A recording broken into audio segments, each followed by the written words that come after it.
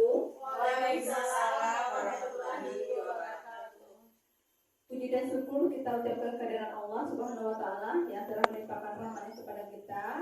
Oke, pada hari ini kita akan mempersilakan Bu Dona nanti ya dalam memaparkan pembelajaran tentang budaya positif yang dipelajari di CGP yaitu angkatan 6. Nanti akan dipaparkan sama Bu Dona nanti apa-apa saja yang didapatnya dalam pelatihan atau memaparkan tentang budaya positif. Oke, kepada Bu Dona dipersilakan. Saya cuma berbagi ilmu yang saya dapat dan berbagi materi yang saya pelajari. Semoga ibu-ibu nanti dapat memahami dan menerapkannya di sekolah kita ini. Baik, kita langsung saja. Materi kita hari ini yaitu aksi nyata modul 14. Di sini saya akan menyampaikan tentang budaya positif yang akan diterapkan di sekolah kita. Sebelum kita masuk tentang budaya positif, ada baiknya kita mengupas kembali tentang filosofi pemikiran Ki Hajar Dewantara. Seperti yang ibu-ibu udah ketahui, filosofi pemikiran KHD menurut beliau, pendidikan itu adalah sebagai tuntunan dalam hidup tumbuhnya anak-anak, menuntut segala kodrat yang ada pada anak agar mereka mencapai keselamatan dan kebahagiaan yang setinggi-tingginya, baik sebagai manusia maupun sebagai masyarakat. Nah, sebagai pendidik kita di sini hanya penuntut, kita hanya pendidik, dan untuk itu kita harus berupaya, kita harus melakukan yang terbaik di dalam proses pembelajaran, di mana kita tidak bisa merubah kodrat anak. Yang bisa dirubah hanya tingkah lakunya atau karakter anak. Di sini menurut KHD, pendidikan diibaratkan seorang petani sedang menanam padi, yaitu kita sebagai guru adalah petaninya dan anak-anak kita adalah tanaman padinya. Di sini tugas kita berupaya supaya tanaman padi itu tumbuh dengan baik, dengan subur, dan kita yang menyiapkan lingkungannya, memberikan pupuknya dan merawatnya sampai padi itu berbuah. Nah, itulah tugas kita seorang guru. Sama kita mengajar di sekolah, kita harus menyiapkan lingkungan pembelajaran, kita membimbing anak, kita mengarahkan anak, dan kita menyajikan pembelajaran sesuai dengan minat dan kebutuhan anak. Nah, menurut KHD, di sini juga ada tentang budi pekerti, yaitu perpaduan antara cipta, karsa, dan karya. Budi berarti pikiran, perasaan, kemauan. Pekerti adalah tenaga. Dasar jiwa dan kekuasaan pendidikan menurut KHD, yang pertama, anak yang lahir diumpamakan seperti kertas yang belum ditulis, sehingga guru boleh mengisi sesuai dengan kehendaknya.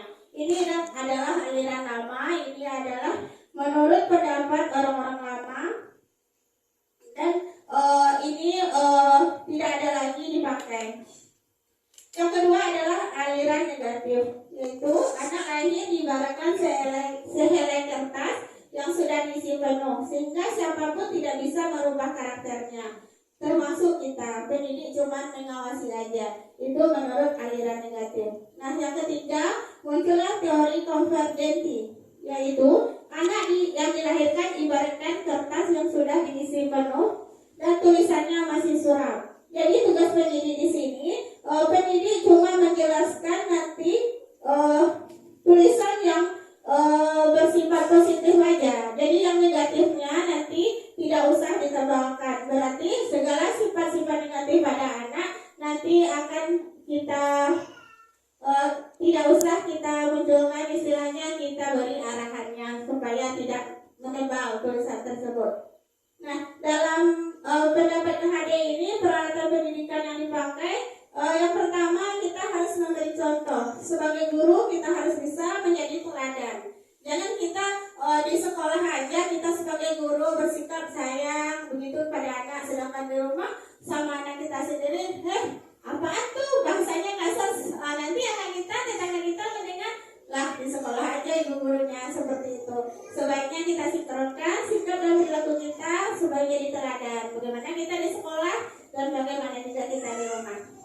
Yang kedua melalui pembiasaan. Di sini kalau kita memberikan pendidikan pada anak harus melalui pembiasaan, pengulangan supaya anak lebih memahaminya. Terus yang ketiga pengajaran. Pengajaran yang di sini kita harus memberikan pengajaran sesuaikan dengan kebutuhan dan minat anak. Kita lihat dulu anak kita kebutuhannya apa, minatnya apa, baru kita bisa memberikan pengajaran. Terus perintah, paksaan dan hukuman. Kalau di sini kita berikan perintah, paksaan tidak ada lagi dan hukuman juga tidak ada lagi. Yang ada nanti cuma konsekuensi yang kita berikan kepada anak atas kesalahan sikap perilaku yang mereka berbuat. Yang kelima baru tindakan. Terus yang keenam pengalaman lahir dan batin.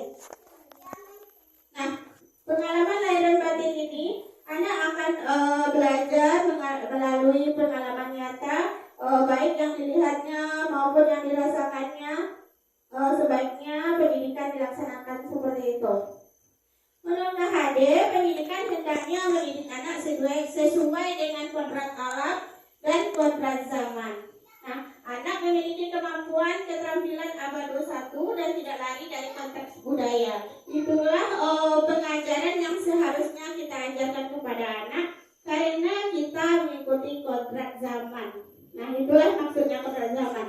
Jadi keterampilan atau kemampuan yang kita ajarkan kepada anak harus sesuai dengan keterampilan abad 21, yaitu yang pertama komunikatif, kolaboratif, berpikir kritis, pemecah masalah, dan inovatif.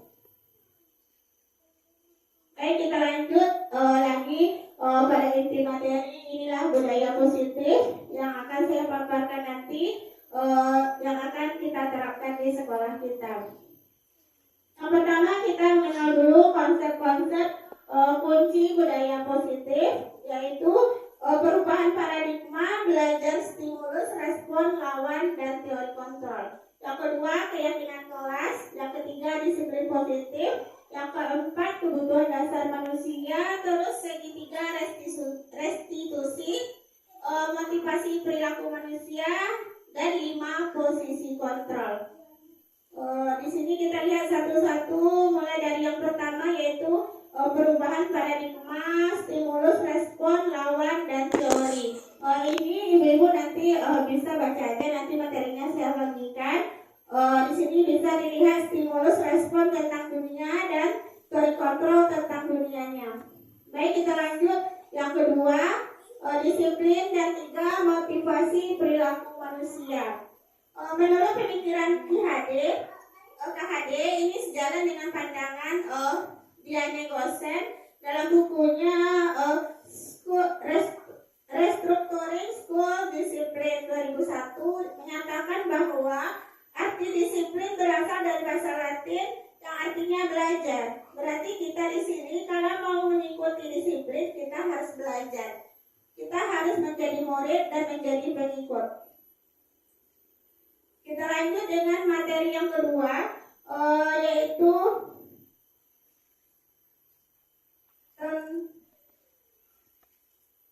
tentang motivasi perilaku manusia.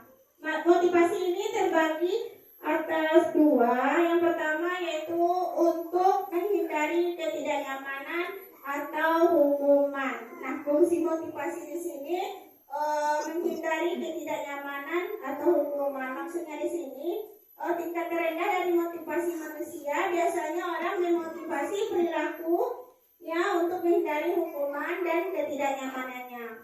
Dia akan bertanya, apa yang terjadi apabila saya tidak melakukannya? Terus sebenarnya mereka sedang menghindari permasalahan yang muncul dan berpengaruh pada mereka secara baik.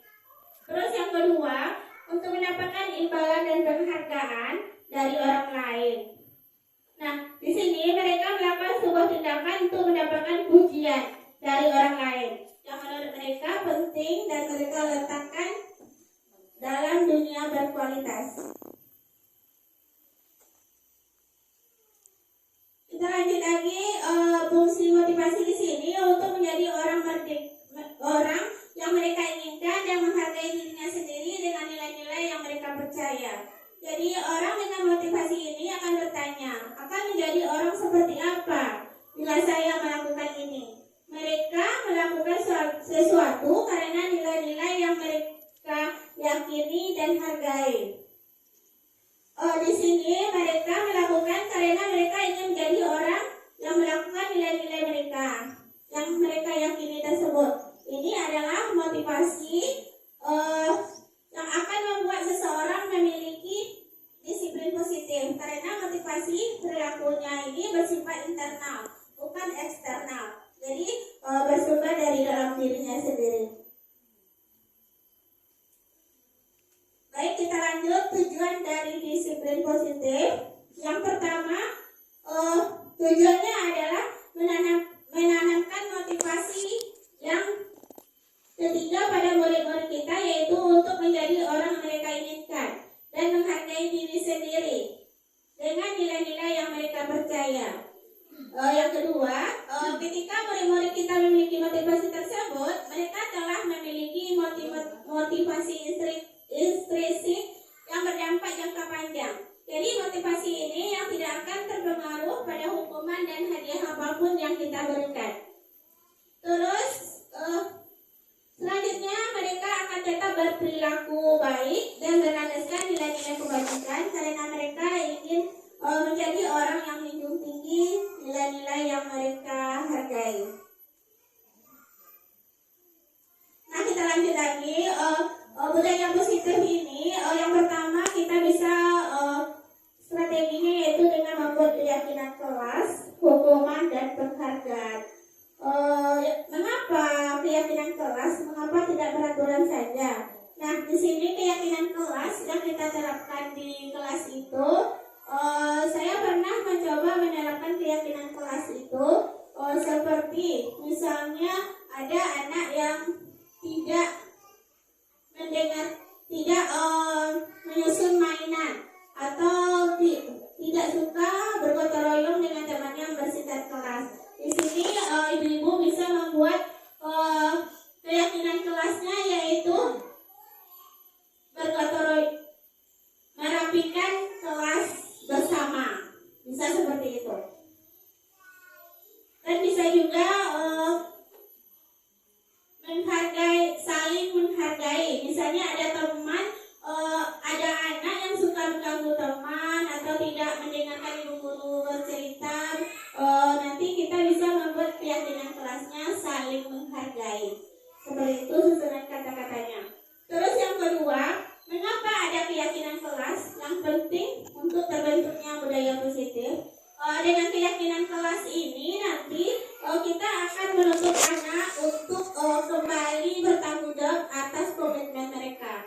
Karena keyakinan kelas ini sifatnya itu adalah hasil keputusan bersama dan menurut kemauan anak-anak yang ada di kelas. Jadi apapun peraturan atau keyakinan yang diterapkan di kelas itu harus berdasarkan pendapat dari anak-anak tersebut. Karena kita meminta dari anak-anak, jadi kita kembalikan lagi kepada anak itu apa keyakinan kelas kita, kenapa dibikin kesalahan, sedangkan kita udah menerapkan keyakinan kelas. Kita kembalikan kepada anak itu.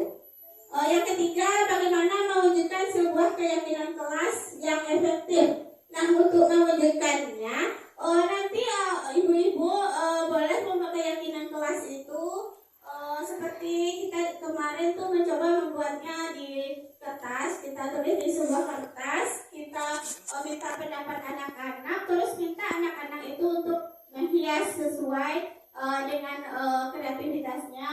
Boleh juga menempelkan foto-foto anak yang ada di situ. Jadi kita tuliskan di situ keyakinan kelasnya, misalnya 1, saling menghargai. Jadi kita bisa mewujudkannya seperti itu.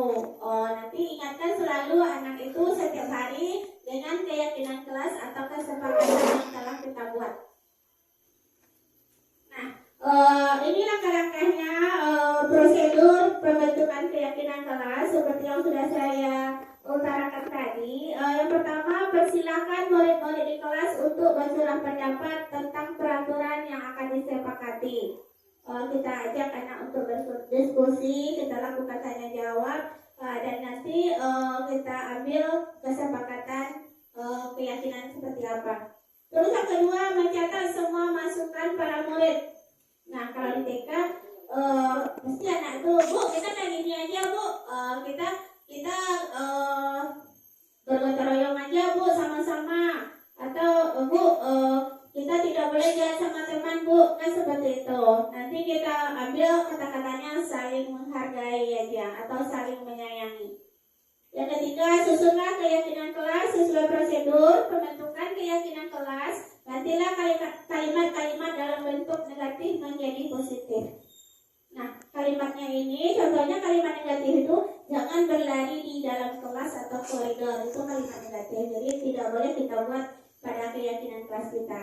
Jadi kalimat positif itu contohnya berjalanlah di kelas atau koridor. Nah, berarti kata jangannya yang kita tinggalkan, ya Bu.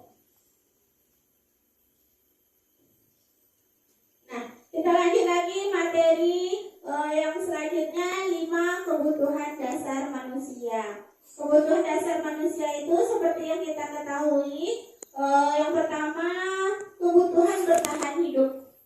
Kita butuh makan, butuh minum, butuh tidur nyenyak, butuh pakaian. Itu adalah kebutuhan kita untuk bertahan hidup, ya.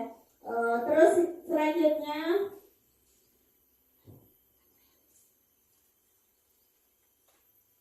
kita masuk kebutuhan yang kedua, cinta dan kasih sayang. Jadi ini adalah kebutuhan untuk diterima. Kita butuh diterima sama lingkungan kita, sama keluarga. Kebutuhan dasar manusia selanjutnya yaitu penguasaan, kebutuhan, pengakuan, dan kemampuan. Nah, kita di sini juga butuh diakui, kita juga butuh mempunyai kemampuan kita diterima sama orang. Dan di sini juga kita butuh kebebasan akan pilihan dan kesenangan, yaitu kebutuhan untuk merasa senang. Jadi itulah kebutuhan dasar manusia. Terus kita lanjut lagi, 5 posisi kontrol guru. Nah, di sini kita sebagai guru bertindak, kita harus mempunyai kontrol. Yang pertama, penghukum. Nah, kalau penghukum itu adalah seorang penghukum bisa menggunakan hukuman fisik maupun hukuman verbal. Orang-orang yang menjalankan posisi penghukum senantiasa mengatakan bahwa sekolah memerlukan sistem atau alat yang dapat lebih menekan murid lebih dalam lagi. Nah, di sini guru yang menerapkan posisi penghukum akan berkata, patuhilah aturan saya, atau awas kalau kamu melanggar. Kamu selalu saja salah. Itu adalah posisi kontrol menghukum. Selalu, pasti selalu yang terakhir selesai. Nah, kata-kata seperti itu sebaiknya kita hindari karena itu lebih menekan anak lebih dalam. Guru seperti ini senantiasa percaya hanya ada satu cara agar pembelajaran bisa berhasil, yaitu cara dia merasa bahwa dengan mendengarkan sang guru baru akan terlaksana pembelajaran. Yang kedua adalah membuat orang merasa bersalah. Itu posisi kontrol pada guru juga. Pada posisi ini biasanya guru akan bersuara lebih lembut. Pembuat orang merasa bersalah akan menggunakan keheningan yang membuat orang lain merasa tidak nyaman. Berarti anak di sini didiamkan. Kalau ada anak bersalah didiamkan dan jangan ditegur. Terus di sini kata-kata yang dikeluarkannya dengan lembut. Dia tidak ada bersuara keras, tapi lembut. Tetapi dengan kelembutan itu anak dibuat seolah-olah merasakan luka yang lebih dalam gitu. Merasa orang-orang yang paling melakukan kesalahan sekali. Seperti di sini, ibu sangat kecewa sekali dengan kamu. Berapa kali Bapak harus memberitahu kamu ya? Itu adalah posisi kontrol orang yang membuat orang merasa bersalah. Gimana coba kalau orang tua kamu tahu kamu berbuat seperti ini? Nah, di posisi ini murid memiliki penilaian dirinya bahwa sayalah yang terburuk di antara orang lain. Jadi dia akan merasa lebih merendahkan dirinya. Murid akan merasa tidak berharga dan telah mengecewakan orang-orang yang disayanginya. Kadang kita juga ada seperti itu ya Bu pada anak. Lebih baik posisi ini kita hindari saja. Terus yang ketiga, posisi kontrol kita yaitu sebagai teman. Guru pada posisi ini tidak akan menyakiti murid, namun akan tetap berupaya mengontrol murid melalui persuasi. Maksudnya di sini posisi teman pada guru bisa negatif ataupun positif. Positif di sini berupa hubungan baik yang terjalin antara guru dan murid. Jadi guru di posisi teman menggunakan hubungan baik dan humor untuk mempengaruhi seseorang, dan mereka akan berkata seperti, ayo bantulah demi bapak ya, terus ayo ingat tidak bantu bapak selama ini, ya sudah kali ini tidak apa-apa, nanti ibu bantu bereskan. Nah kita kan sering juga seperti ini sama anak, kita menganggap kita sama besar aja dengan anak, kita masuk ke dunia mereka. Sebenarnya posisi ini bagus juga, tapi ini akan membuat anak merasa kadang pasti bu guru nanti akan bantu saya juga, seperti itu. Jadi dia tidak akan bertanggung jawab juga. Hal negatif dari posisi ini, bila suatu saat guru tersebut tidak membantu, maka murid akan merasa kecewa dan anak akan berkata, saya pikir bapak dan ibu teman saya, biasanya bapak ibu kan selalu bantu saya, seperti itu. Nah sebaiknya posisi teman ini juga nggak usah aja kita pakai. Terus kita lanjut yang keempat, posisi kontrol. Posisi kontrol guru yaitu monitor atau pemantau. Nah, monitor berarti mengawasi. Pada saat kita mengawasi, kita bertanggung jawab atas perilaku orang-orang yang kita awasi.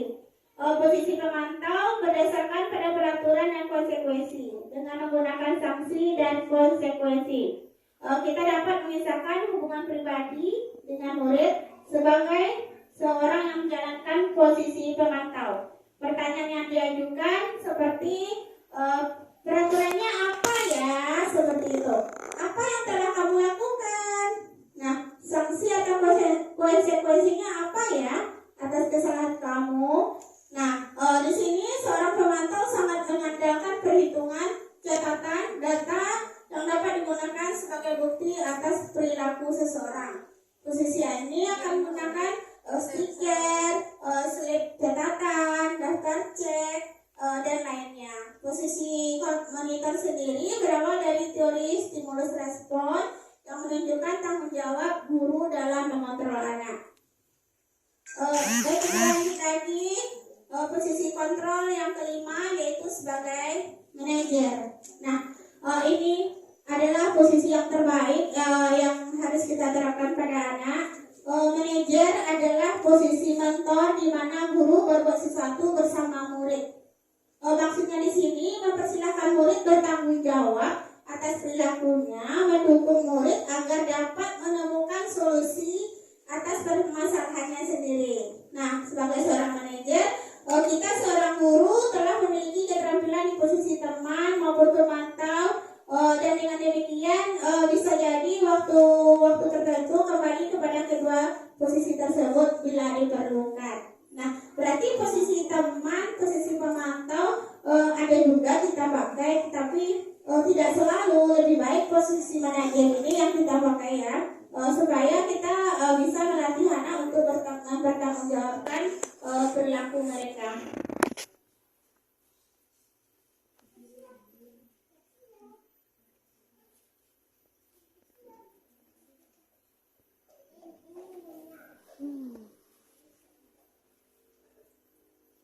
Materi selanjutnya yaitu pada posisi manajer ini murid diajak untuk menganalisis kebutuhannya maupun kebutuhan orang lain.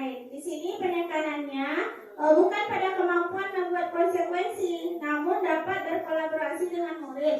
Bagaimana memperbaiki kesalahan yang telah dilakukan. Seorang mengajar akan berkata, apa yang kita yakini, kembalikan permasalahan itu kepada keyakinan kelas atau kesepakatan yang telah kita buat dengan anak. Contoh pertanyaannya di sini, ibu-ibu bisa memakai apakah kamu meyakininya? Atau jika kamu meyakininya, apakah kamu bersedia memperbaikinya? Kita kembalikan pertanyaan seperti itu kepada anak. Terus bisa juga kita, jika kamu memperbaiki ini, hal ini menunjukkan apa tentang dirimu? Atau apa rencana kamu untuk memperbaiki hal ini? Nah, tugas seorang manajer bukan untuk mengatur perilaku seseorang.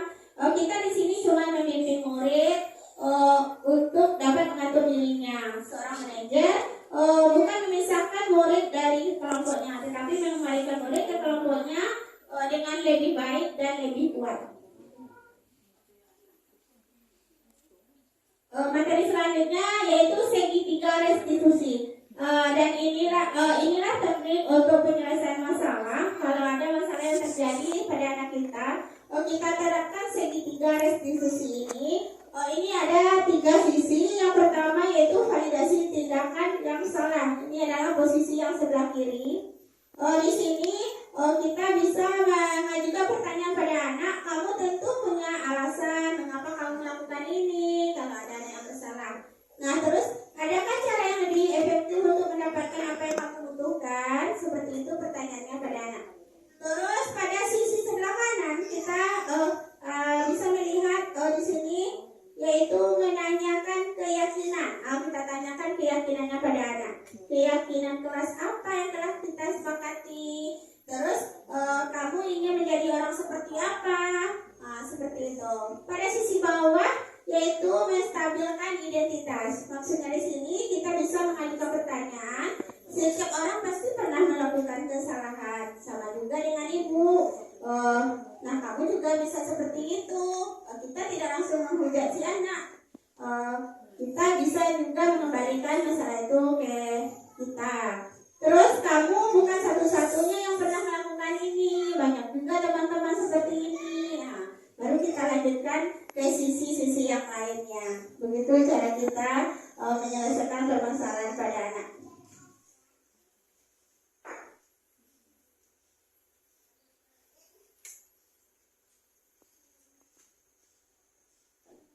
Nah, pertanyaannya sekarang, bagaimana cara kita sebagai guru untuk menanamkan disiplin positif dan yang positif ini kepada murid-murid kita? Nah, di sini kita yang pertama bisa melaksanakan posisi kontrol yang tepat, yaitu posisi kontrol sebagai manajer, seperti yang saya sampaikan tadi. Terus yang kedua, cara menanamkan disiplin positif itu bisa dengan menggantikan peraturan kelas dengan keyakinan kelas. Selama ini kita membuat peraturan kelas, misalnya tidak boleh berteriak di dalam kelas, kan ada kita buat seperti itu. Lebih baik menjaga keamanan di dalam kelas. Yang ketiga, bisa dengan menanamkan disiplin, yaitu dengan menerapkan segitiga restitusi seperti 3 sisi yang saya sampaikan tadi, yaitu di sisi kiri validasi tindakan yang salah, di sisi kanan menanyakan keyakinan, terus menstabilkan identitas. Semoga permasalahan yang timbul di sekolah kita dapat teratasi dengan baik. Baiklah, itulah pemaparan dari saya. Terima kasih atas waktunya. Assalamualaikum warahmatullahi wabarakatuh.